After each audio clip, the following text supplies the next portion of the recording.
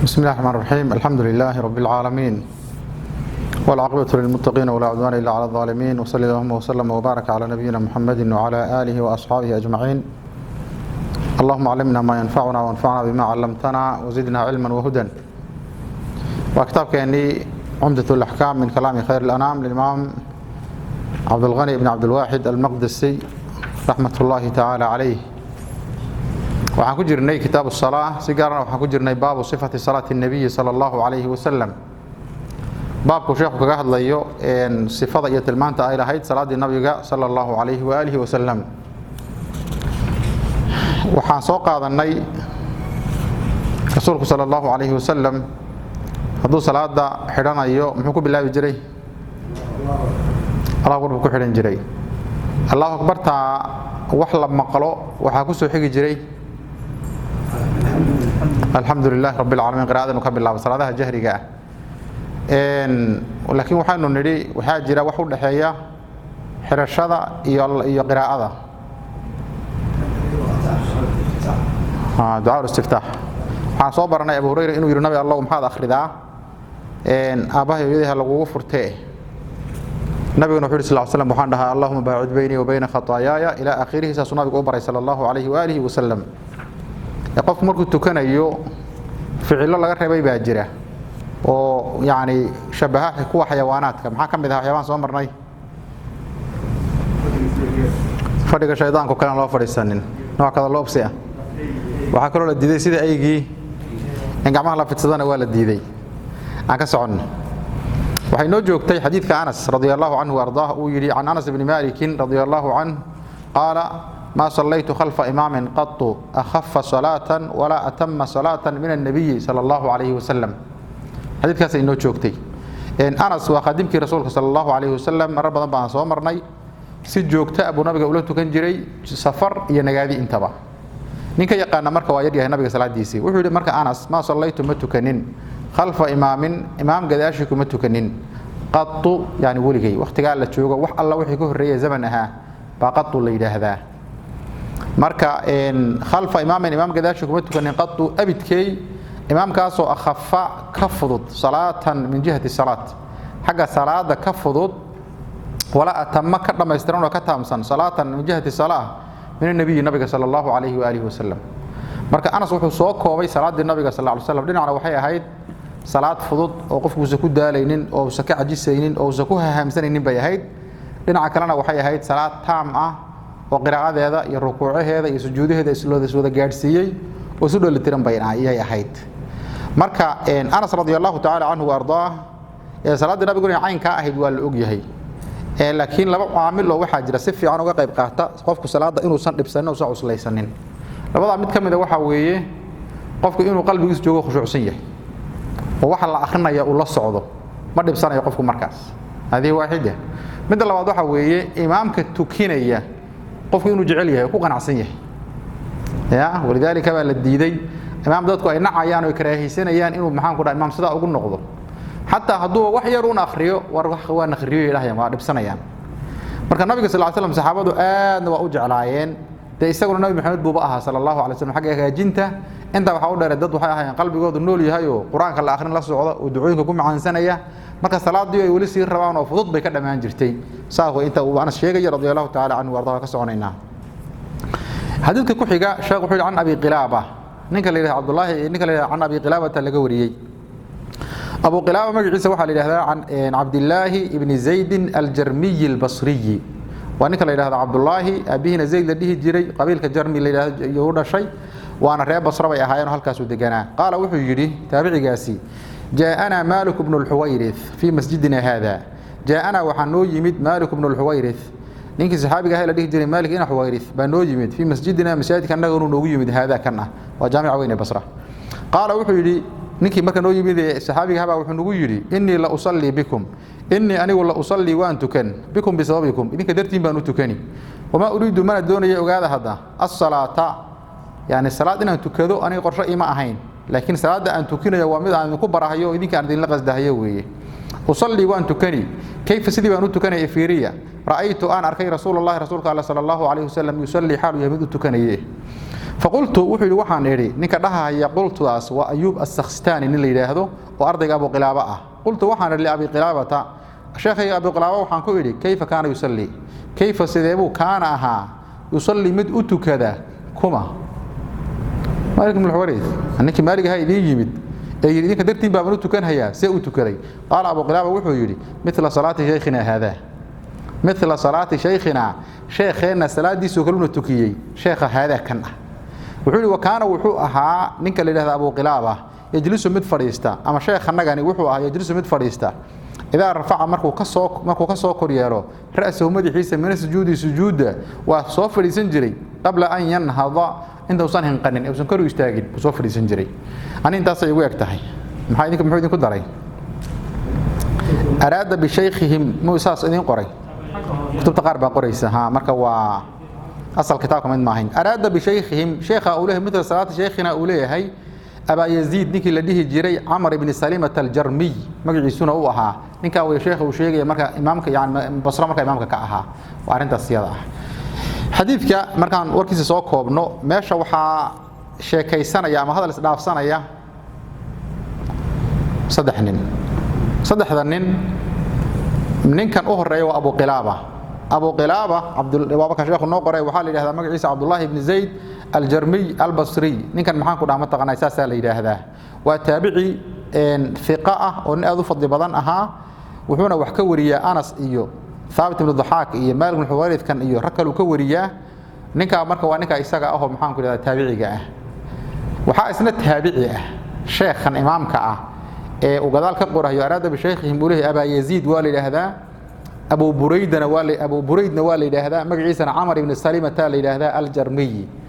عمر بن سليمة الجرمي اسمه تابعي لكن سوى تابعي لماذا وحاودر ومخضرم ولا يقنا سومها ومخضرم يعني النبي صلى الله عليه وسلم ونول بإسلامي لكن سوى قول النبي أرق أيو نبي جيريو صلى الله عليه وسلم ولي بقصة البخاري كتاب الله wuu yaraa wuxuu leeyahay marka waxaan deganayn meel biyo loo soo doonto ceelal abaan deganayn oo loo soo arooro dadka Madiina iyo meelaha ka yimid marka ceelka iman jiray markaas la dhihi jiray ka warrama ninkii isaga ahaa nabinimada sheeganayay Quraysheed markaas waxa la dhihi jiray war waa nin cajiiba wuxuu yiri waxa la igu soo dajiyay quraan baa la akhriyay marka oo akhriyayaan ani marka wuxuu yiri cunug yar baan ahay lixjirta doo jir meelahaas wax alla waxay dhahan dhab waan xafidayaaba quraanka maanta maqaayadaha lagu sheekaysanaya oo Madiina iyo nabiga laga sheekaysano quraan la soo dajiyay baa la isyaal akhrin saas uu yiri waxan noocee weey warda gabay ma ahe ani wuxuu inta man xafidi jiray reerahana muxuu waxay dhihi jireen asaga iyo tolkii waa Quraysh oo ma ka joogta isu daaya haduu ka adkaadana waa nabi xaq ah waa inuu raaci haday ka adkaadana billahi tawfiiq markii dambe wuxuu nabi sallallahu alayhi wasallam Qurayshna waa ka adkaaday waxa bilowday aamul wufuud iyo maxaan ku idhaahdaa ee waqtigii aabahayba marka wuxuu dadkii nabiga aaday ee qabiilkooda iyagoo matalaya nabiga u tagay bay ahaayeen waa muslimiin nabiga sallallahu alayhi wasallam markuu soo ama bixinayay wuxuu ku yiri diinta bar yaani maxaan ku dhahaa intaad ka taqanaan ku dhaqma salaadana tukada waliya ummakum aqra'ukum qofka quraanka idinku yaqaanana imaamha idin noqdo wuxuu yiri tolkii iyo beeshii hadii la isu keeno quraanka yaa inoogu yaqaana cidiga xafidan waa laga waayay sababtoo iyadoo la muslim buu ninka quraanka xafidi jiray quraanka aniga aan aqaan wuxuu wax yaqaan waa la waayay wuxuu yiri ma lix jir baan ahaa mise 7 jir baan ahaa 7 jir bay u badan tahay markaas mooyis buu ahaa markaas aan wuxuu yiri istaw ku imaam u noqday markaan imaam u noqday marka wuxuu yiri waxaan haystay qeyd ama maro gaaban baan haystay marada marka wuxuu marka intaan guntado aan rukuuco ama sujuudo haweenka gadaal jooga ba gadaal iga arkay ilaa qofkan kugu dhow aad kuma arkin maradu gaaban tahay laakiin qofka ka yar dambeeya halkaas oo kale marka sujuudo waxa weeyaan waa arkahaya islaamba marka waxay tiri buu yiri maxaan ku dhahaa ma taqaanay ala qatu anna maxaan ku dhahaa imaamikum qaari'ikum istaqari'ikum warqaarigiina dabadiisa naga qariya maalinkaas marka wuxuu yiri qamiis la ii soo galay adduunkay wuxuu yiri wax isoo mara wax iiga farxad badnaa oo iiga xusuus kula qamiiska ima soo marin saas u dhigi jiray soo nin weyna qadarta ilaahay subhanahu wa ta'ala ninkii sidii bureerka imaam ugu noqday cimrigiisi waa sheekhoobay waa ka hada soo duqoobay hada laga sheekaynayay wuxuu yiri dad maanan meel isugu imanin ilaa imaam iga dhigan jireen يعني ninkii isaga cimrigiisa 7 jir buu ahaa ilaa uu ka dhimanayay imaam buu ahaa dadku u yimaadeen muslima asaga ma la dhihi jiray taqaddum aduguna hor tuki sababtoo intuu ku takhasusay yuu mutakhassis noqday marka yaraantiisa daraadeed isagoo oo aan nabiga sallallahu alayhi wasallam dib loogu noqon oo aan u tagin buu nabigu dhintay sallallahu alayhi wasallam marka waa taabici laakiin waa mukhadram oo waxa weeyaan waa kibaaru taabiciin ba raggaas kala leeyahay marka sheekhan masaajidka imaamka ka ah ee hadhow waxa lagu tusaalaan doonaa waa ninka isaga laba waan garanay soo mooho ninka saddexaad ee labadan ka baawur weyn waa ninka la yiraahdo Malik ibn al-Huwayrith Malik ibn al-Huwayrith xadiidkiisa Riyad Saalihiin waan ku marnay ragii la socday Riyad Saalihiin markaan maraynay ma xasuutaan nin dhihi jiray nabiga sallallahu alayhi wasallam baan u nimid annagoo labaatameeye ah annagoo dhalinyaro ah oo isku qayr ah oo koox ah intay hadda ma xasuustee sanadka la yiraahdo Aamul Wufuud oo sanadkii 9aad ee hijrada ah nabiga sallallahu alayhi wasallam oo soo diyaarinay dagaalkii Tabuuk inuu aado bay iyaga oo xer ah oo reerahoodii ka yimid oo dhalinyaro ah da yar oo maxaan ku dhahdaa aad u xamaasadaysan oo diinta inay bartaan aad u jecel reerahoodii ka soo tagay bay Madiina yimaadeen nabi Allah waxay dhaheen waan soo hijroonay cilmi baan soo doonanay diinta inaan baranno yani maxaan ku jihaad wax ka galno adaan ku nimid nabi Allah nabi sallallahu alayhi wasallam waa soo dhaweeyay masaajidka la dajiyay meesha way joogeen marka 20 habeen baan wuxuu yaan joognay oo quraanka baranaynay oo xadiiska baranaynay oo nabiga la tukanaynay sallallahu alayhi wasallam nabi marka wuxuu qof aad u naxariis badan buu ahaaye wuxuuna dareemay durba inaan xiisan qabtay oo reerahanagii iyo maxaan aan u xiisoonay oo aan qurbo dareenay markaas nabi sallallahu alayhi wasallam naga wareystay buu reerkiini ka warrama kalkaas oo qoys noo wareystay kadib nabigu wuxuu sallallahu alayhi wasallam ordo oo laabta oo reerihiini ku laabta macruufka fara xumaantana reeba yaani markii salaada la gaarana qof haydiin aadaamo hana imaam idin noqdo qofka quraanka idin ku yaqaana riwaayadka waxa sheegtaa inuu nabigu sallallahu alayhi wasallam ka idin ku weyn irji'u إلى أهليكم فأقيموا فيهم وعلموهم ومروهم ساسو النبي صلى الله عليه وآله وسلم هل كيف مركب محانكو إلى هذا إن كسر لابطي رئيسي بنك كل لابطي نيكا مركب وكشري كين جري رسولك صلى الله عليه وسلم لو تكي بري لتشوجين وحو علم صوبر تاني وورين جري جارهان صلاة النبي وآد صوت ضاوضي وكشري كين جري مركب نيكا مركب لو رئيسنا يهد مالك من الحويرث أما قرضا كلا سيد النبي قاعدين تكين ده هي ونيكا السجع أبو قلابة عن أبي قلابة اللجورية أو مناسبة حديث كان رنتي وحكم دي حديث كاني حديثتي عن شيء إنه وحواجعها خلافي إمامك شرط جيسي شيخ عمدة إسكالي عبد الغني شرط جيسي محاها بخاري مسلم حديث هو أنا كوضا كأنا صوما هين حديث هو بخاري وإسكالي مسلم ملك مجرو فبين أحد من مسلم صوما هين مرك حديث هو ومن محاك هذا مفردات البخاري بالي هذا يو مسلم لما لها كتابته يريار ورجع قار هيستان رواه البخاري ومسلم بيسكت قرية لكن صح ما زي البخاري بس كجرة أنا بقلابة تبع لجوريي يا ما صح ما أساس أنا بقلابة تبع لجوريي عن عبد الله بن زيد الجرمي البصري نجا إسقى أبو قلابة بالجوريي قال وحد أبو قلابة جاء أنا وحنوجي من مالك بن الحويرث بنوجي من صحابياس في مسجدنا مسجد كأنه نوجي من هذا كنا وبصرك ياله قال مركب وحدي إني أنيجو لا أصلي وان تكني بكم بسببكم إيه قدرتي ما تكني أما أصلي وان تكن بكم إذن كان إذن تكني يقول طبعا حلو إمام مركب يعني محمد مؤمنين النقطة صلاة وحي أبلا أنتي سيدا أوليه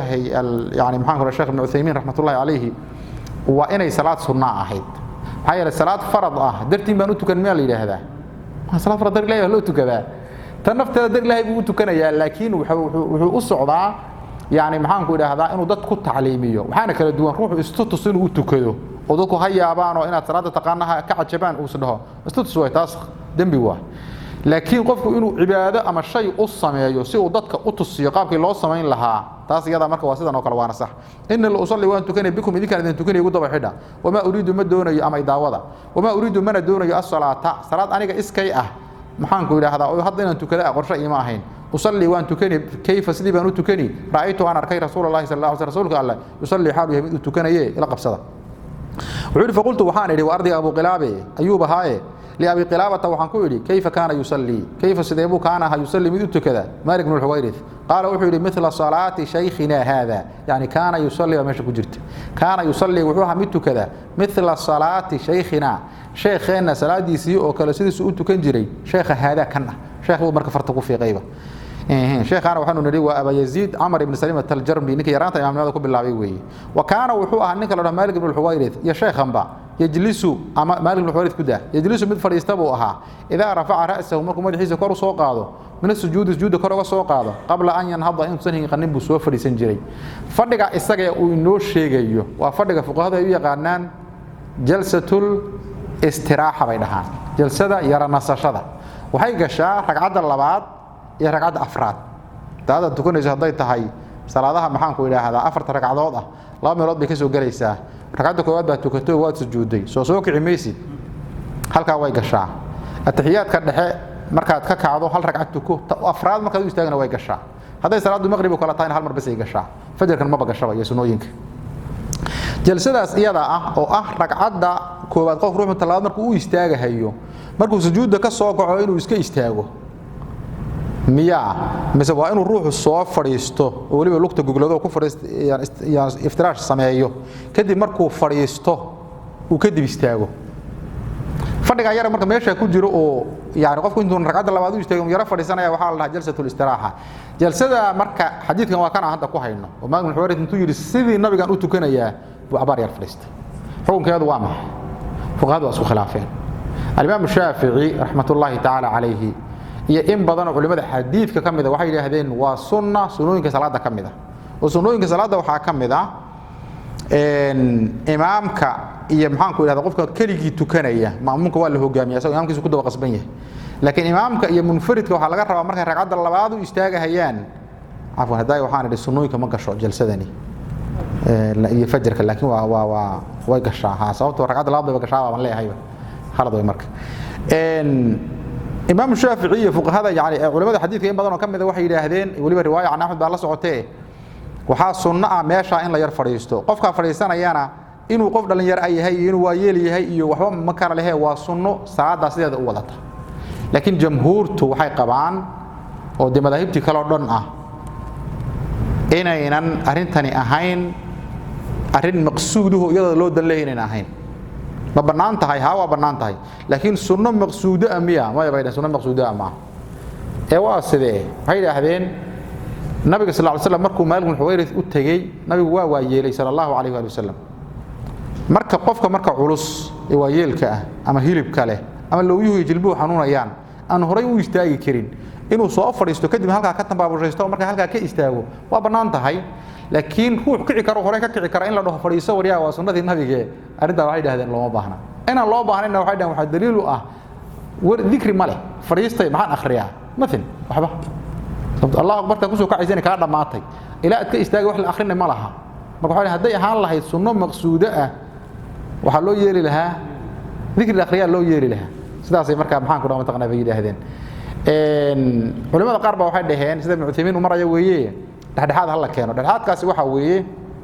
ruuxii u baahan oo maxaan ku dhaahdaa inuu horay ka istaaga ay dhibayso marka maxaan ku dhaw mataqana ha fadhiisto waana loo sunneeyaa ruuxii aan u baahan iska istaagi karaa marka iska istaago marka waa mas'alo maxaan ku dhaw mataqana khilaafkaasi uu ku jiro Sheekh Albani rahmatullahi ta'ala alayhi sifatu salaadka baab dhanba u sameeyaayo yaani waa ku doodaya inay sunno salaada kamid ay tahay baahi loo qabo daraadeed aan marka loo jideynin marka arintaas uu ka hadlayaa mas'aladan hadalkaas ayaa ku jira حديث كأنه وحيجا حالة جوري عن عبد الله بن مالك نكاس على جوري ابن بحينة قال وحيري إن النبي صلى الله عليه وسلم النبي كان وحوها إذا صلى مركو سجوده فالرجع رسوله وكل فوقينجري صلى الله عليه وسلم بين يديه لبدي سجع موت يعني بنعيد سوق فوقينجري وي حتى يبدو إلى ظاهرة أو مغضه بياض إبطيه لبدي سكل كل عدام توضو إلى ظاهرته هنيك واحد لهذا عبد الله بن مالك بالي هذا ابن بحينة تضع بحينة وهو يدي مركا معها مالك عبد الله إن مالك إن بحينة أو بحينة مركا أوجي إنه نقنا يد مودا لكن سيدا ما هو عبد الله بن مالك أو ابن بحينة تجاوز بحينة ويل كذيها مركا هو يدي أبيه مركا واللونس بيس مركا الله قرته قال وحو يدي مركا يسوي وحو ينك لده هذا عبد الله بن بحينة ومحانكو إلى هذا عبد الله بن مالك ابن جندب الأزدي magacaasa maxaan ku dhaama taqaan la yiraahdaa waa saxaabi marka yar aabihiina saxaabi buu ahaa hooyadiina waa saxaabiyad 500 iyo macnaheedu laha 50 iyo 60 markay hijradu ahayd ayuuna dhintay hadalna waa ku jira qaala marka wuxuu yiri in nabiga sallallahu alayhi wasallam kaana wuxuu ahaa idha salla markuu tukanayo soo lama dhihi jirin hadda wuxuu u jeedaa sajada يعني هاس سجود دي وصلاة كعبرها وانا يعني إطلاق الجزء وإرادة الحويان إطلاق الكل وإرادة الجزء سجود وجهه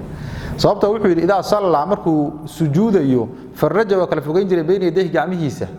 هذا مركو صلى صلاة عادي كذلك توحي نقول إذا أنا مركو صلاة ويستجابه كما سنرو ده taana dawliga dalam arag basamo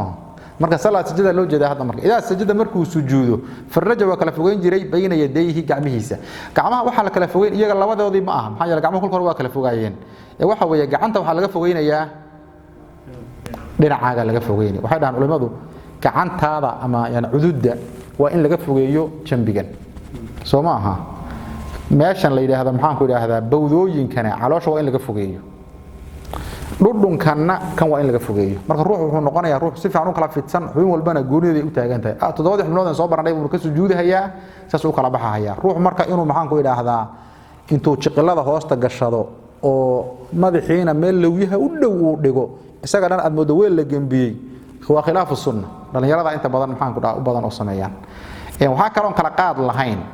qofka la rabo markuu sujuudayo inuu madaxiisa horay u yar dhigo gacmahana goonyaha iska mariyo يعني maxaan ku yiraahdaa qof walba u taala rag iyo dumar kala qaad ma leh yani madaahibta qaar baa waxay yiraahdaan yani maxaan ku yiraahdaa dumarku waa inay ururiso gabadhu oo dhinacyada maxaan ku dhahaa gacmaha soo dhaweysato oo gacmaha xagga aan dhigin halkan hoosteeda ay soo gashato oo ay soo ururiso daliil male masaladaasi wax dumar iyo rag kala qaadayo oo rukuuc sujuud salaad ku saabsan lama hayo marka maxaan ku yiraahdaa yaa lagu luguin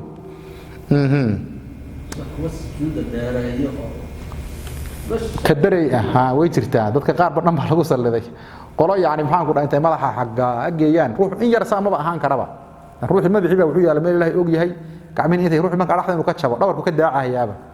lama rabo laakiin meel munaasab ah wajigaaga marka dhulka ku hayso aad ku tahay street aad ku tahay wad cabaar hadaa sujuudsanaan karto baa laga hadlahayaa nabiga marka sallallahu alayhi wasallam gacmihiisa markuu hareeraha iska dhigo qofka gadaal ka jira wuxuu arki jiray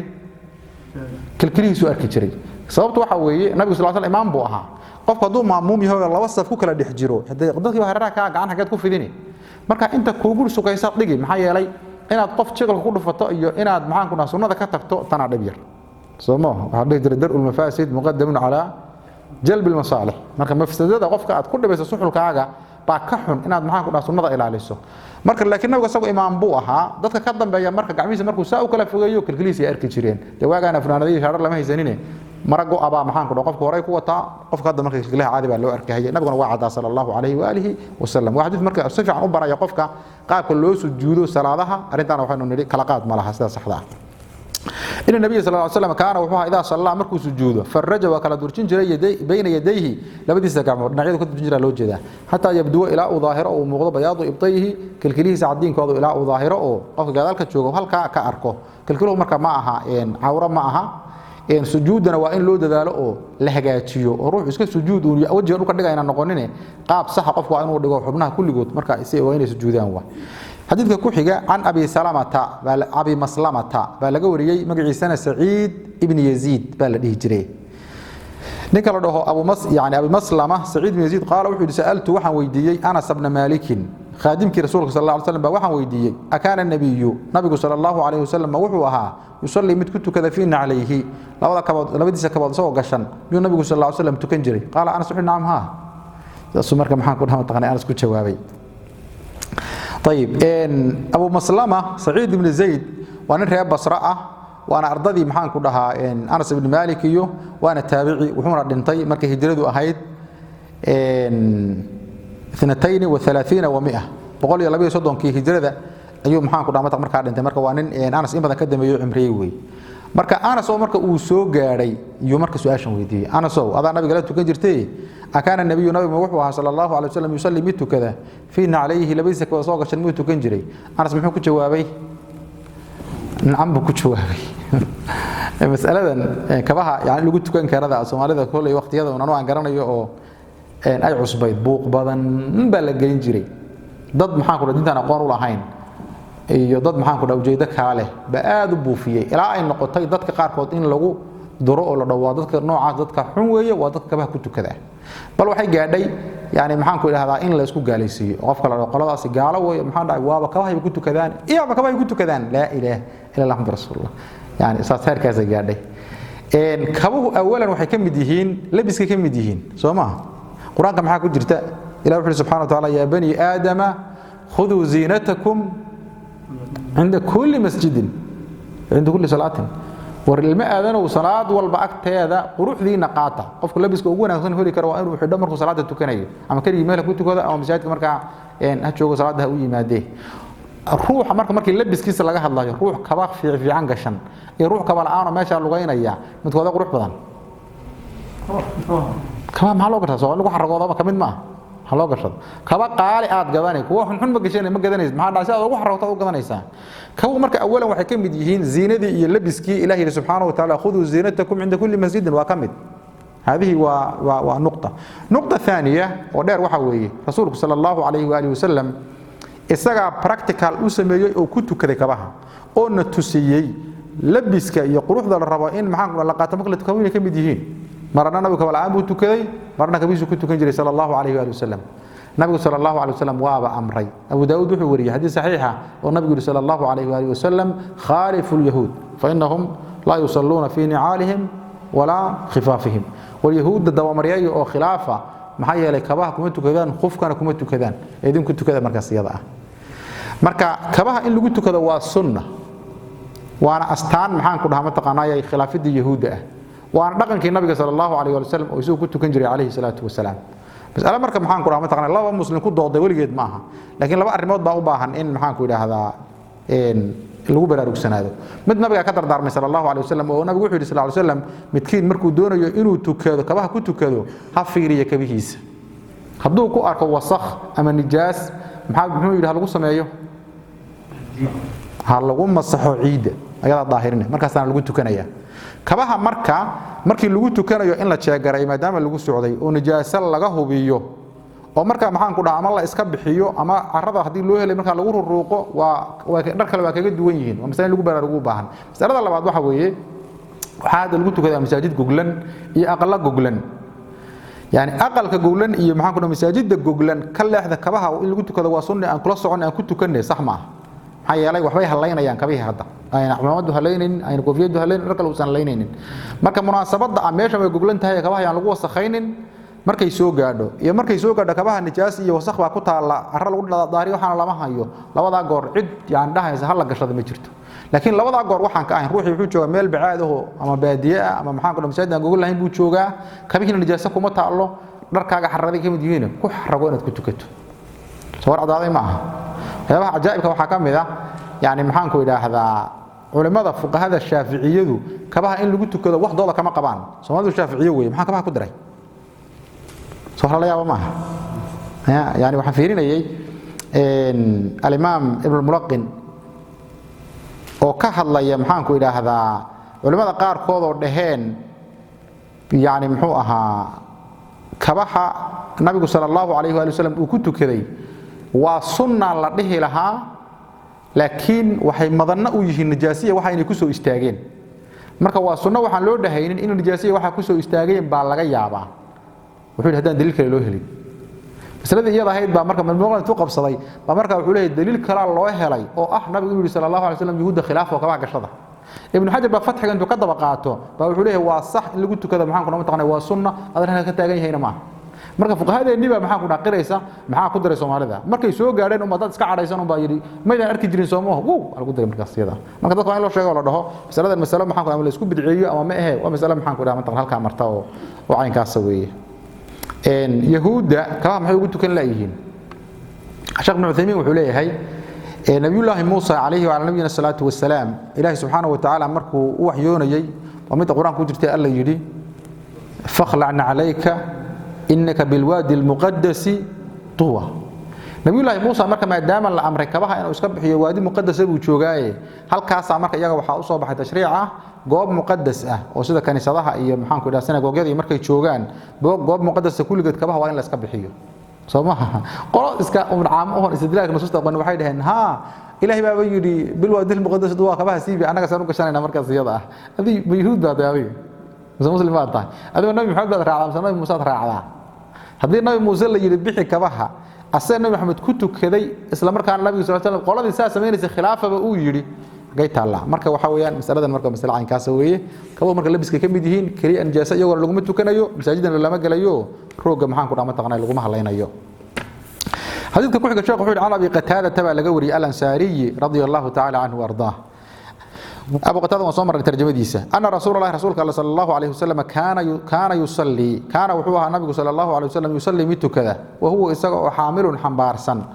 أمامة كبر أمامة لديه جري بنت زينب كبر زينب كبر هذا أحد بنت رسول الله صلى الله عليه وسلم أبي العاص باين محان كلها متقنا كبر زينب أسق ناطي أبي العاص كابن الربيع إن الربيعها ابن عبد الشمس وعبد الشمس أوجي أوها فإذا سجد مركو النبي سجوده صلى الله عليه وسلم وضعها كبر وادجني وإذا قام مركو استاجنا حملها النبي صلى الله عليه وسلم وسوحا بارنا ولا استاجه هي رسولك صلى الله عليه وآله وسلم سبحان الله يعني وحوى رحمة للعالمين أسوأ أمضى النبي صلى الله عليه وسلم بالمؤمنين رؤوف رحيم أوها أدنى النبي صلى الله عليه وسلم إلمهيسا قبلهيسا سووا دلي إلمها يصير دليهم بآد والنبي صلى الله عليه وسلم كل ينجري يو حتى وين كوارد مركا يرتع إيه النبي أوجه وياه وحرش قبلهيس الذي جري زينب وقبل يوينيت قبلها رسولك صلى الله عليه وسلم وحكوينا ويل صغيري أو لديه جري محوها قاسم وخديجة محان كنا متقنا يقول الشيء النبي أبو القاسم مثل ممكن يأيو زينب مرك أفرت قبل هذا النبي صلى الله عليه وسلم قبل يوينيت بيهيد كوارد مرك زينب هو خديجة لجوسو جرنجري أيضا يربع محان كنا هذا وحى لو جوري أو صاد واني نك اللي هذا أبو العاص ابن الربيع شيخ هذا وحنا قري أبو العاص ابن الربيع ابن عبد الشمس لكن واحد نحن كم مكان ابن عبد العزى ما قيسه لقيط بالله هجري لقيط ابن الربيع ابن عبد العزى ابن عبد الشمس ابن عبد مناف النبي صلى الله عليه وسلم عبد مناف قيس كسر دعان وقيس بنو هاشم يعني أي وضع الشيء سماها مركا السجا مركا أبو العاص وحاد الشيء خديجة ولا شيء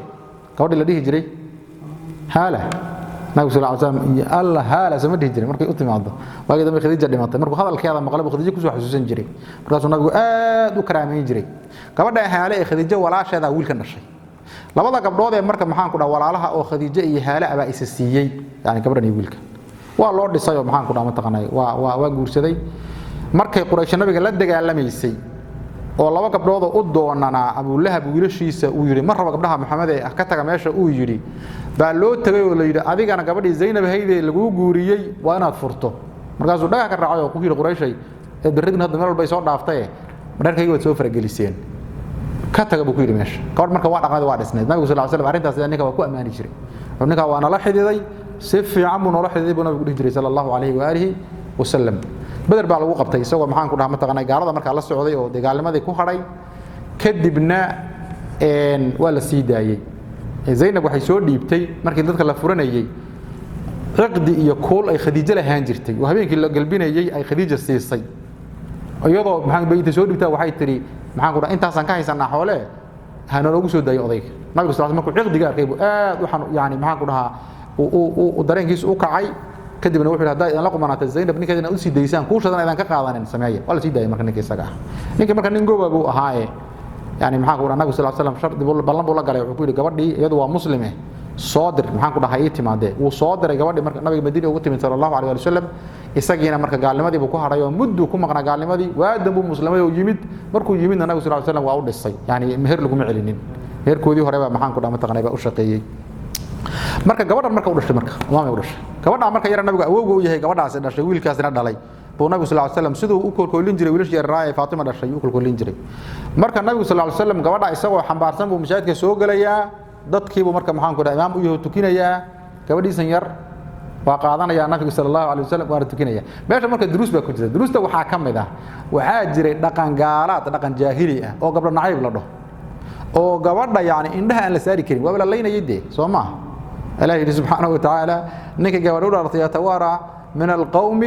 من سوء ما بشر به أيمسكه على هون أم يدسه في التراب وأسقرين جري نكو نبي صلى الله عليه وسلم وكحر رجونيا إنه هلك صارته وضدك هرت هذا النبي صلى الله عليه وسلم يقول له كذا لكن كان والله بابي إنا يا مرك قبل دجال لك أو واحد الله يا بقى أروح لون حريستو إيه محن كنا قبله سيجار لو قدر دارمه يا بالله nabi Muhammad sallallahu alayhi wasallam maanta gaar waxay leeyihiin arrinta xuquuqdooda gabdhaha xuquuqdooda haweenka xuquuqdooda ilaa Soomaalida iyo intii laga adkaaday sanka laga gelin hayo ka dhiga madaxa qoondow in la siiyo adiga waxa wuxuu uga dhaaranaysan markaas ranamadani ka tagnay baa Ilaahay nagu duleeyay inay gaaladu nagu dirqiyaan ya waxyaabo runtii aan loo joogin oo baas iyagu xataa inay isku sameeyeen iyagu ma dhahaan 100% haweenka loo daayo waligiin Mareykanka ku maqasheen ya Congress-ka Mareykanka haweenka 30 loo daayo ma aragteen يعني waxaad adigu sameeyay dadka inaad tanka ka galdir ku galiso marka muhiimadu waxa weeye nabigu sallallahu alayhi wasallam dhaqankaas gabdha naciibka waa baabiinaya hada waahid fiqiga xadiiska ku jira nawawi aad u sharxay waxa kamid ah dhaqdhaqaaqa nabigu sallallahu alayhi wasallam gabadhu dhulka dhigayo hadana uu soo qaadayo halkan uu saaranayo hadana uu dhigayo salaada waxa kama hadlaynayso dhaqdhaqaaqa marka noocaas oo kale fog salaada waxa ma yeelayso halka waxaan marka la baraarujinayna arrinta kor baraarujinayo ruuxu isagoo salaada ku jira teleefanka dhulka yaala haduu qayliyo intaad foorsato soo qabo aamusi teleefankaas ya dhaqdhaqaaq baad samaysay dhaqdhaqaaqa aad samaynayso waa maslaxo dadka salaadoodii buu qasaya adigu dhaadu ku wareerinaya mid kale teleefan codkiisu furay dhulka bayaan la dhigin jeebka la geliyo hadii kale dhulka codka laga xidho arrinta anta goor in u dhacday lama tirin karo dhaqdhaqaaq waxa ma hadlaynayo mid kale ilmay waaga horta driver lama haysan arrinta ogaada ilmay yar inuu iska kaajo suurtagal ma shafiicu waxay qabaan inuu mantagu nijaas yahay inuu iska mantagu suurtagal ma goortii nijaaso lagu arko ha joogtee ilmuhu waa daahir dharkiisuna waa daahir sooma marka maxaan ku dhahdaa haduu haday intuu kaadiyay aan laga dhaqinba ama uu maxaan ku dhahaa mataqanaayay laga yaabo inuu nijaaso la yimaado goortu la yimaado hal arko laakiin asalka insaankan iyo mariixan xiran yahay waa daahir waana midda nabiga sallallahu alayhi wasallam dadka uu barayo rahmadda nabiga sallallahu alayhi wasallam baaruntii maxaan ku dhahaa mataqanay ba kamida wuxuu u sameeyana waa baabu tacliim oo dadku inay bartaan weey يعني إننا محن كنا هم تقناي وعاب جري حديث بينه هو يعني لديه جري جنبوا مساجدكم سبيانكم ومجانينكم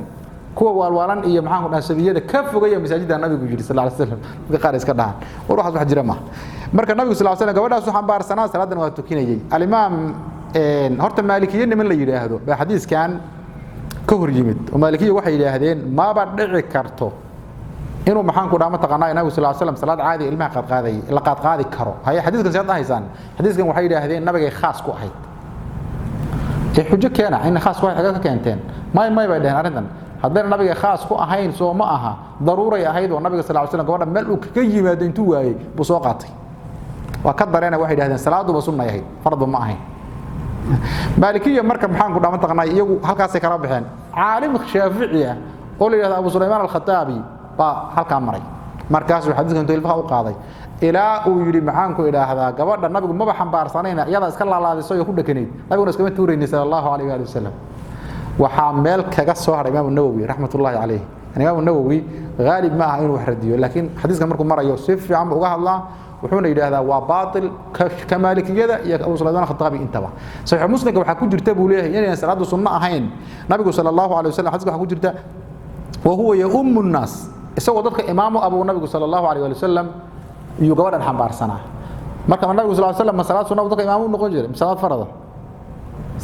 marka nabiga imaamu dadka uu ahaa sallallahu alayhi wa sallam waa la khasisay waxaasna maxaan ku dhaama taqaanay xagga iska gee marka masalada marka maxaan ku dhaama imaamka aad uga hadla anna rasuulullaahi sallallahu alayhi wa sallam kaana wuxuu yusalli mitu kada wa huwa isagoo xaamilul xambaarsan umaamata gabadha imaamu nawawi wuxuu leeyahay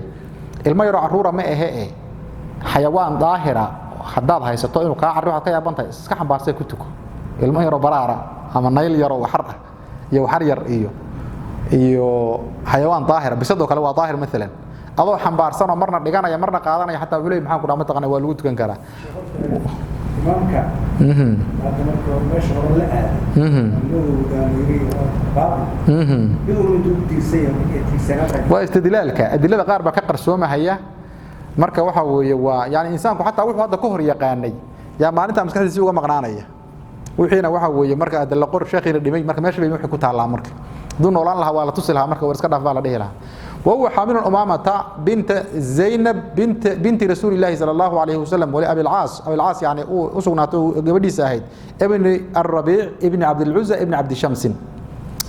فإذا سجد مركو النبي سجوده صلى الله عليه وآله وسلم وضعها قبلها وديقى النبي صلى الله عليه وسلم وإذا قام مركو استاغان حملها وحنبار أيوه أساق بقاذا النبي صلى الله عليه وسلم أيوه كمان الذين هو إذا مركو إلمها يركع هايسا كبقى يسا إلمها إنه كعار رؤى من ضب كل عوى صلاة نتوكنيسا إلمها هذا آير حنبار ستوي حقا كقاضته ومركو سجود إسنا ديغتان مركنا سوى قاضته أهلا وسهلا وشرع النبي صلى الله عليه وآله وسلم هي سنة دي سيوي قبل يريد أمامة أحيت النبي قد قاضي حي كدن بيس انت عارف إن كدره كبردي يريد iyadoo gashaanti ah yey Fatima radiyallahu ta'ala anha wardaha bay xanuunsatay xanuunka geerideeda waxay u yeedhay ninkeedii Ali radiyallahu anhu wardaa kadib waxa ku tiri Ali waa xaalkaygu waa culus yahay kullayna gadaashay waad guursan doontaa gabadha guurso aan habareerta wahay يا كورا هورت أنت ولا شيء زينب دشي مرة كشان تذا وناك جيدا أكتهي لناك علي أي تقانو وأنت الله نوردينك وهي قيمها أوليه بكلا دردارنتي علي رضي الله تعالى عنه وأرضاه كلكم معاكم كنا زينب دمطي محن لها رقية إن فاطمة دمطي كدي بعلي بقول سيد قبل يدا هيد رضي الله تعالى عنه إن مركو محن كنا هذا دنتي علي كدبنا وحق قول سيد صحابي الذي جري المغيرة بن نوفل بن الحارث بن عبد المطلب أساقي مركو يد محن كنا كدم بيسوي كل ما تأكتيس رضي الله تعالى عنهم جميعا ماي حاول مدار وحفرع النبي صلى الله عليه وسلم وحاد شيء كريه فاطمة رضي الله عنها وارضاها علي الميسي عن أنس بن مالك ما لقوري حديث كان أنس بن مالك خادمك رسولك عن النبي كوري صلى الله عليه وسلم قال النبي وحيدي اعتدلوا في السجود ولا يبسط أحدكم ذراعيه بساط الكلب اعتدلوا يسود لترى حبنهن سأصاقف عن الله اعتدال كواحد لهذا وإن ليسود للترى يعني حبنها جدك الذي خلقك فسواك فعدلك سومهين مركا اعتدلوا يسود للترى حبنهن في السجود في حال السجود وقت السجود سيهي يسود للترى حبنهن ولا يبسط ينفذين إن أحدكم متكين ذراعيه لدمديسة انبساط الكلب أيجا كان يفتسجيس وكله marka waa arin aan mar kale soo marnay oo ah markii la sujuudayo waa in calaacalaha bas dhulka la dhigo suxulkana kor loo taago laakiin suxulka ilaa gacanta dhulka in la seexisada carruurtu sameeyso oo kale arinta carruurtana waa in la baro dad waaweyn oo deeran iska sameeyana la baro arinta nabigu waa diiday sallallahu alayhi wa sallam waxyaabaha lagu diidina maxaa kamid ah aslan ba horta insaanku inuu xayawaan isu ekaysiyo shabaho shariicadu ma ogolo يعني كتاب القرآن أنت عصو يسون النبي صلى الله عليه وسلم وحكبوا يضع حيوان كصورة الوادي كسنين كمثل الحمار يحمل أسفارا كمثل الكلب إن تحمل عليه يلهث أو تتركه يلهث سنة النبي وحكوجر صلى الله عليه وسلم هدوق فينه سجودي هذه فريسان فلا يبرك كما يبرك كل البعير صورته فريسان الله فريسان التفات كهلا تشوتشيو التفات الثعلب زي وعاض إنسان لده نقرة كنقرة الغراب كون قوك سجوده يسود بها تكاء كويه توتالي marka xayawaan in la shabaho shariicadu ma ogolo goortii marka qofku maxaan ku dhahdaa ugu kaamil sanayo ilaahay uu hortaagnaa xayawaanka ugu khasisanayo ay ahayd uu sheekaysiyo ka war xayawaanada nadiif ah la diidana ay ugu qaab daran iyadoo salaad ku jira xageed ka soo gasheen marka gacmo nukul la siixay bahalkaas ay ku ekaysiinayaan walidaalika baa nabigu sallallahu alayhi wasallam si adag uga digay يعتدل سجود لترحبنه في السجود في حال السجود ولا يبسط ينفذين أحدكم متين ذراعيه للمديسة إن بساط الكلب أي شيء يفتقيس أو كلا تعمر كم حان كل هذا جديد أسباب كتمت باب وجوب الطمأنينة في الركوع والسجود بس هو قالني عن أبي هريرة رضي الله تعالى عنه أن رسول الله صلى الله عليه وسلم رسول الله دخل المسجد مساجد سوق على النبي صلى الله عليه وسلم أن رسول الله صلى الله عليه وسلم دخل المسجد مساجد سوق عليه فدخل وحاسنا سوق عليه رجل نبا سوق عليه فصلى نكاس وقت كذي ثم جاء وايمد فسلم على النبي صلى الله عليه وسلم فقال النبي وحي ارجعني وارض نقاه فصلي تكه فإنك أذكم حاجة لم تصلي ماذا تكنني فرجع والله بتنيك فصلى وسوت كذي كما صلى سدوا هداي كذي سلم مده ثم جاء وايمد فسلم على النبي صلى الله عليه وسلم فقال وحي النبي ارجع فصلي فإنك لم تصلي وارض نقاه سوت ماذا تكنني ثلاثا صدح قرب النبي صلى الله عليه وسلم دبوا عليه فقال نكي وحي والذي بعثك بالحق والذي معبود بان كدارتay بعثك كسoo bixiyay oo kusoo diray bil xaq xaq xaalad ku dhahantahay kula soo diray ma uxsinu ma qurxin karo ma hagaajina qaano غيره يعني غير هذا انت هذا الكيس wax غيرkii ah ee facallimni ibar قال النبي صلى الله عليه وسلم اذا قمت الى الصلاه حديث كان واحاديث الصلاه ku soo aroortay ahadiista ugu qiimo badan buu kamid yahay ila culimada qaar kood ay yiraahdeen hadiiskan wuxuu lagu sheegay kulli waa arkaani waajibaat ilaahay maxaa ku sida yiraahdeen wuxuuna caan ku yahay oo loo yaqaanaa حديث المصيء في صلاته نيجي صلاتي سحمية حديث كثير من كان سجى الله يقعنا إن هذا مركا إن حديث كان هذا وحشيخ ونسيه رواية ذي صحيحين كا وليبا ميلا قاركوت يا محانكو ده هذا يوحكت إمامكو مركا وفسرنا مركا قضية حديث كوجا بسينا واحد وهي صلاة وحيابها الله السماين أيوه مركي مين اللي جت أيوه ككلنا اللي هذا أيوه وإن الله سما يوحلا ده وحسرت طمأنينة وحلا ده طمأنينة واحد هذا استقرار الأعضاء حبنو الدقائق إني توجيان استاج إلى حبنو الدقائق توجيان سجود إلى حبنو يحسران الدقائق توجيان وهكذا تاسع مركة طمأنينة اللي هذا طمأنينة ذا مركة وحي تهاي وركن من أركان الصلاة نين كنا ماشى كخر ميد وحل دوا ماشى السجعة مركة الشيخ أبو هريرة وحي أن رسول الله صلى الله عليه وسلم دخل المسجد مساجد كنا بسوق عليه ومساجد كيزي مدينة فدخل وحاسوق عليه رجل نبى سوق عليه نين كان مجلس ولا يقانا وحال إلى هذا سيد حافظ وكشة فتح الباري خلاد ابن رافع الأنصاري الخزرجي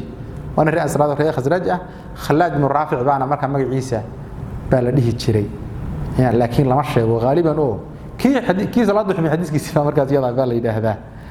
مركز نينكا إساقي خلادا با سoo galay markuu soo galay fasalla waa tukaday salaadu tukaday waxay u badan tahay inay ahayd tahiyatul masjid taasay u badan salaadaas inay ahayd thumma jaa waayim ninkii saxaabiga ahaa oo rasuulku u yimid fasallama wuxuu salaamay cali nabiga dushiisa sallallahu alayhi wa sallam faqala halka maxay idin qoran irji fasalli waa noo qoran soomaho waxa ajiiba صحيحينك وحديث الشيخ وككاني لبدaba waxa ku qoran faqala wa alayka assalam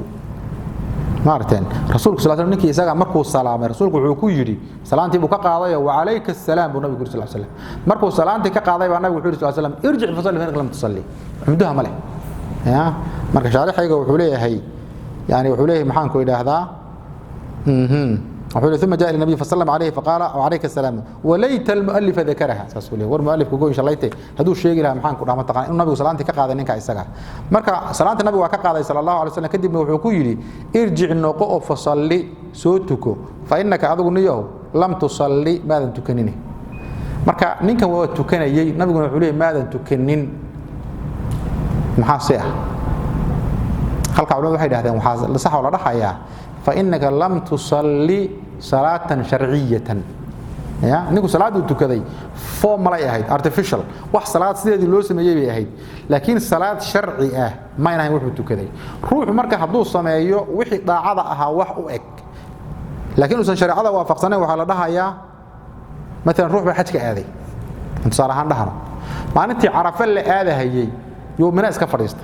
سو من الناس كفريست لو يجيد ضوافكي بو سو سميه waa iska soo noqday qofka isaga waxa la leeyahay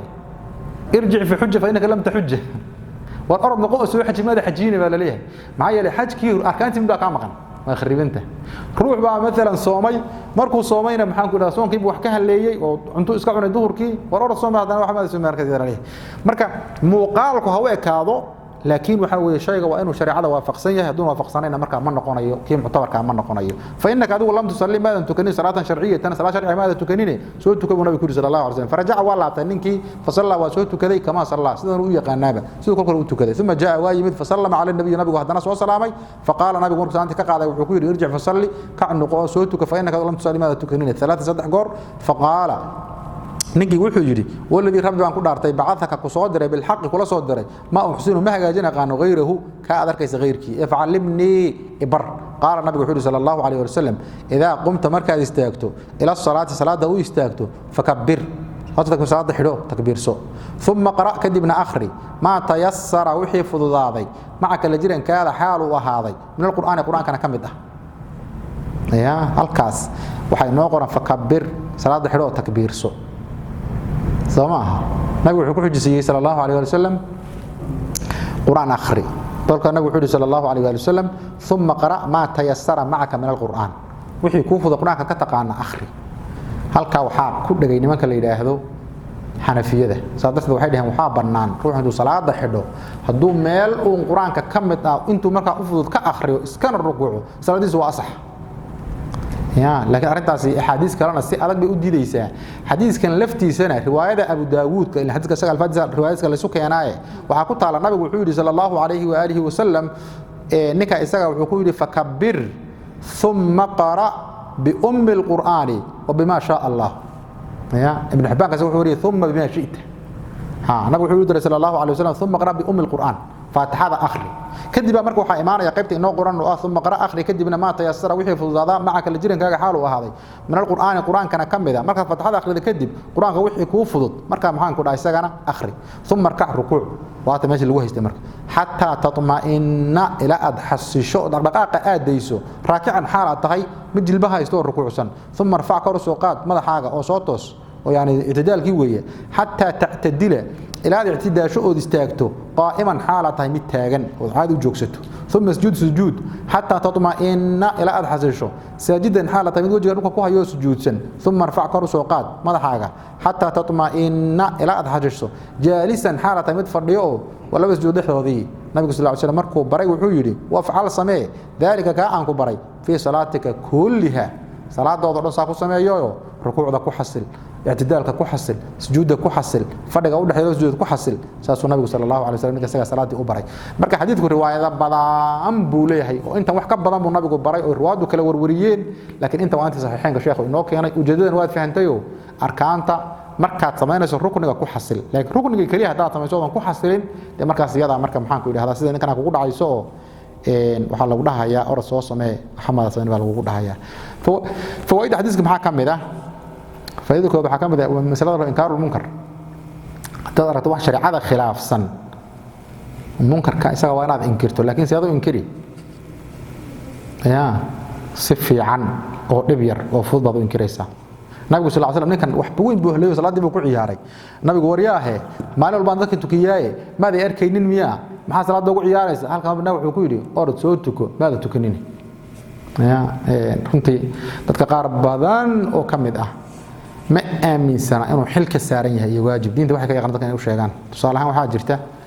hadda waqtigan hadda inaga aan noolahay ku lagu imtixaanan yahay qof hortaada rukuucayo sujuudaya oo qaawan wali ma aragteen qofkii hortaada rukuuc sujuudaya markuu rukuuc markuu sujuudana waa banaan tahay dabadiis waa banaan tahay waxaan la og yahay satrul awra waa sharti min shuruud salaah waa sharti waa sidii ruux hadda tukanayo dhahaya salaada subax baan tukanaya ka leexda waxaan u sheegnaa war salaad subax ka ansix mayse jooji Soomaha in la dhaho Soomahayn soo waqtigu inuu la gaaro sharti uu yahay way tan sharti u tahay in la dhaho marka irjic fasalli fa inaka lam tusalli qofka inta loo yeero goori loogu sheego la dhaho salaadi kama asixinay awrada muuqatee soo astur awrada kadibna dib u tuko la dhaho waa sidan oo kale waa qofka macruufka u sheegto waa wixii dabaqaad oo lagu banaayihiin ajnabiga ku arka Soomaalidu alxamdulillah ila hadda waa ka roon waxa markay dabaqaadka qaba iyo waxa maxaan ku dhahay wal ka sii dhacahayo in la dhaho gabdhaha la mid ah gabadh tukanayso oo maxaan ku dhahdaa iska eerkeeda ah saasoo kale in loo sheego way waxay ku leeyahay هاي وارن وين حقيقة وين لكن قف إنه سوي سكر لجماعة كنا واجبك بقى مهم إن هذو منكر وين يدقال كذا لنا يانا مركا وارد كرتا إن ذكر الله سمرة أو سكر الله مركا الله فردامي وحكم ذا إن فوائد حديثك وحكم ذا عبادات وهذي أركان تهدو خريبين تهي عبادة شرعية ما سيدا دائما المام ينها يقف كي حاجة هذا وكله وعلى رأي أرس واحد ماذا حجينا نبغى نقول إن كان أرد تكو ما آذن تكنيني سوني تكني هذا وحبات طمس لكن شرع هذا موافق سنة مركا حتى نكون وجاهل يقول هذا لو جمع دارنا هذا جاهل بعد سكاء هيدا ولا ده كده هجاج لما ده هايو وعلى ليه كون نقطة من يلا محن كنا هم تأسس كات هاي ضد بعض مركا تكنية ويكا رمتي خلدنا هايو هذه وخربين تاي قصة تجاه كشري كيندري لكن مركا لان كشري كيندرنا إن شاء الله حديثك وحكم ده فوائد ديسة إن سلامتا روحا كاتري هذانا كوكو سو نقدي انه مر walba ku salaamo waa sunno inaad ka qaadana sidii waajib u tahay masaajidka lagu wada jiraa ninka nabigu u yimaada waa salaama nabiguna waa ka qaadaa wuu noqdaa waa soo tukada wuu soo noqdaa nabiga waa salaama nabiguna waa ka qaadaa sallallahu alayhi wa sallam dadka qaar hadda laba goor inta ka tagto u timaado salaanta waxay ku dhahayaan ma taraawih ba taraawih ma aha waa ka fiican tahay waa duco maxaan ku dhaama taqaanaayay waana shaciira min shacair al-islam سوما مركب محن كود هذا متراويح ما هيدا سلام تقاد أدو مدعاء كذا دريسة مركب تعرف أنت حدث كم مقطع وكم مقطع كلا النبي صلى الله عليه وسلم تعليمنا جيسي نيك مركب صلاة ده اللي أنا هتقول ليه لها كاري صافر سهل كان صلاة دوت خريبتي سان يل حلا يا إنه سنسيريس وقتين لكن نيك وحلو دقائق أرتو كمان تكنيني إلى ويبر نبي الله ما بقى قانا صلاة ده سف في عم بقول جيسنا يا مركب لو مركب واحد هذا النبي وعودا لها كو إنه بصدر نيك كان يعني إنه بالصلاة يقانه لكن وحوجا حد إسكان موج يهي إيو إن كله مركو هذا نيجي ما يقانه مد الله وعدنا وحيدين وسوق سود ديار جروبه وسوق له ديار بعنا هلا يبرو روحنا مركز علم قبطان سيدي سبب لكن روح سيجي هذا خد بآخر ما أنتوا إذا الأوح مسلمين ما أنتوا هيستئه الدين ده بعبارة الآخرين ما هنا لا فهم إليه يا وحلا يا أبو زمان روح وحوم بالو آخرين يعني روح حاف بو سود كذا حاف ما سود كذا وح ما كان كسي عرّا يعني laakiin ardaygu markuu qaabilsan yahay cilmiga waxa loo sheegay waxa weeyaan waa meel busaaraya waa qaybaya marka ka badanaya intaas ku jirta xadiidka isaga ah nabiguna ninka isaga wuxuu ku baray in lagu xasilo yani maxaan ku dhahay rukuucaha sujuudaha uu nabigu baray sallallahu alayhi wa alihi wasallam باب القراءة في الصلاة وباب يهي إن أخرنتا صلاة الأحداث قرآن كله أخريه أما سمح الله أخرين هيا شيخ حول عن عبادة بن الصامت بالجوري عن عبادة بن الصامت بالجوري أن رسول الله صلى الله عليه وسلم قال رسولك وحوري لا صلاة لمن لم يقرأ بفاتحة الكتاب حديث معروف عن هذا النقاع عبادة بن الصامت رضي الله تعالى عنه وأرضاه وعبادة ابن الصامت ابن قيس وأنا في أنصار هذا وري مدينة من يا خير بدن أو قيمة بدن بكمل وري خزرج وحكملها نمنكي وجاسية هاي النبي بيعة كل جلي هشيس كده حمر النبي محمد يقط أنصار التاريخ جاها كرد عي محن كنا مثلا عقبة ماشي كاري كلا سكوب بالانصاري رجي بيعة سوق هذا بكملها وحكى له كملها رجي بدر كقيب جلي وحد كقيب جلي أنت النبي كقيب جلي بوها واجي الدنبه أنا بقول أنت صلى الله عليه وسلم عمر بن الخطاب رضي الله عنه وأرضاه رك صحابة أو شام أدري إن ذاك الدين تبران قرآن كان برا فقه كان برا بالكجري أنتم مركن ولا وحوها قاضي يا معلم ذاتك محان قرآن متقنا برا قرآن كعلم برا قاضينا أهو محان كودا هذا بل وحوها قاضي كوبا فلسطين بوهانجري إلى وقد أنت رضي الله تعالى عنه وأرضاه مركز هجرة واحد صدني أفر ووقت عثمان رضي الله عنه وأرضاه حكم كأوهي halkaas oo ku dhintay marka rasuulku wuxuu ka wariyay sallallahu alayhi wasallam rasuulku inuu yiri la salaata sharciyatan sidaan sheegnay kala wax la salaata salaad yaani maxaan ku dhahaa taqaanaa sharciya oo sharci ah liman qof uma sugnaanin lam yaqra aan akhriin bi faatihatil kitaabi suurada leedahay faatihatul kitaab oo suurada faatiha naqaanay ruuxan akhriin salaad sharciya uma sugnaanin hadduu isku istaagay waa meesheeda laakiin salaad shariicadu aqoonsan oo ictiraafsan uma sugnaanin hadda Bukhari Muslim waa marka xadiis badan oo la nooc baana jirta marka xadiiskan si fiican u fiiriya nabi sallallahu alayhi wasallam jinsu salaad buu anfiyay la salaata salaad maxaan ku dhahay sharciyada ma yaan ku soo sheegnay oo salaad sharci ah liman qof uma sugnaanin manta waxa kamid tahay waa min alfaad al-umum soomaha waxa soo marnay yani maxaan waman wama tufidani ma'an ala al-umum ya khayf alami soomahin qawaid al-fiqhiyya markan maraynay marka in mantu waa ism mawsuul oo mushtarak ah waana umum bay keentaa macnu marka waa maxay la salaata salaadi uma jirto liman ahad ama qof lam yaqra bi faatihatil kitaab umumka waxa sida u leenahay culimada qaar ba waxay yiraahdeen imaamku haduu la jaharayo qiraa'ada qofka ma'muumka inuu faatihada akhriyo uma baahna misalada fiqh misalada waqtiga Soomaa إمام الألباني رحمة الله عليه كتاب صفة الصلاة أسوي حب يجري بوابة لنا سخيبة مأمومكو إنه القرآن أخريه إمامكو لجهر هي فاتحة وابة لنا سخيب يجري لكن مسألة داس وحاد مودا وحاحوق بدن إن فاتحة قفل بالغ الربع حديث كان وحيابات دلكو كمدي من قفا فاتحة أخرننا أو إمامها أهاضو أو مأمومها أهاضو أما كليها أهاضو يعني محاق قرآن مسألة شرعية مركا أمجرته marka umumkan waa kamid laakiin adilada kale marka way jirtaa nasakha Sheikh Albani uu sheegayna nasakh la isla ogol yahay ma hadiista sida u fara badan yani xadiidka uu keenay ee maxaan ku yiraahdaa ma taqaan uu leeyahay waa lagu nasakhay loogama garaabin xambaarka hadalkaas meesha ka baxaysa ki maya taa kama baxayso hadaa imaamka rukuucda ku soo gaadho waa mas'ala khilaafiya laakiin culimada qabta in ragcadaas imaamkii raacday oodan soo celinaynin way ka duwan tahay maxaa yeelay iyadu waxay leedahay daliil gaar ah oo ninka Abu Bakr tala dhihi jiray nabiga wuxuu yiri sallallahu alayhi wasallam yaan ku soo xidhay xaqo kalaan ka soo rukuucay waan maxaan ku yiraahdaa ma taqaanay soo safkan soo galay nabiga sallallahu alayhi wasallam wuxuu yiri zaadaka Allahu xirsan wala ta'ud soo celi ma dhinaca sallallahu alayhi wasallam marka qiraa'ada faatihada ruuxa isaga waa macduur maxaa yeelay maxalkeedii baa ka tagay boos uu ku akhrin lahaa faatihada waa ka tagay rukuucdii waa ku soo gaaray marka taasha Abu Qadir uu sheegay waa ka baxaysa laakiin ruux joogo faatihada akhriye karaya حد مدعين وقول كان حكم مسألة خلافية ولا شو هذا؟ عبد الغفور سؤال. هاي بارك الله فيك. هذا بكرة إيه؟ حركة دي هذاك وأتجي نعم حديث صلى أتجي دونه. مرك الله صلاة لمن لم يقرأ قف عن آخرين فاتحة الكتاب كتاب كم هان قرأ فاتحة دي مرك سورة فضل هذا كنت سنة يسايو هذا البقري على امرأة اسكو حجزيسو هل ركعنا يسوق يسوق حتى ما هيان فاتحة كلية لكن ما كفلانت مرك سورة إلهي سبحانه فضل يقولي أبو قلي سورة إنسى في عن الله برته oo la hagaajiyo وأرين محن كنا متقنا روتي أهمية دي ذا لواه يعني سورة إن سفي عن الله برتقه لقى صار محن كنا احتاض فرح بدنا ذلك المسلمين تاع قراءة كل حجرتها عن أبي قتادة الأنصاري زين إيه صلاة كتير ومركز فاتحة بالوضع ركوع مركز طبعا وين تصير راعي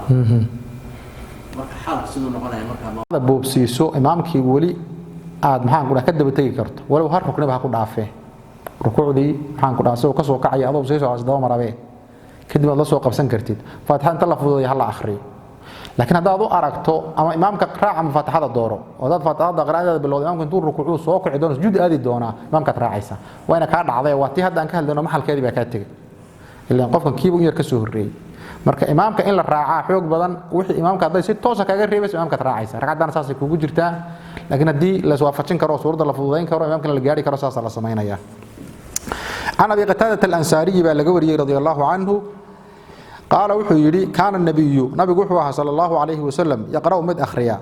في الركعتين الأوليين لوضع الركعات هذه هوري أو من صلاة الظهر صلاة الظهر بفاتحة الكتاب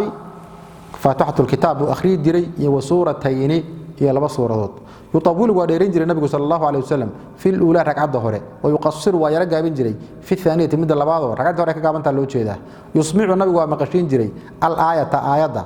أحيانا مرمك قارك سو ظهر تكنيا هذا نص آيات وآخرين تقرأ يرقاضه تكذب ومقلزين جري وكان وحوه النبي صلى الله عليه وسلم يقرأ مد أخريا في العصر في صلاة العصر وي صلاة العصر بفاتحة الكتاب وأخري جري يو سورتين يلا سورة ومركا بدي بدي فاتحة القرآن بالله سورة بالله سورة يطول وديرين جري في الأولى ركعة ظهر ويقصر وكجابين جري في الثانية مد لبعضنا وكان وحوه النبي صلى الله عليه وسلم يطول مد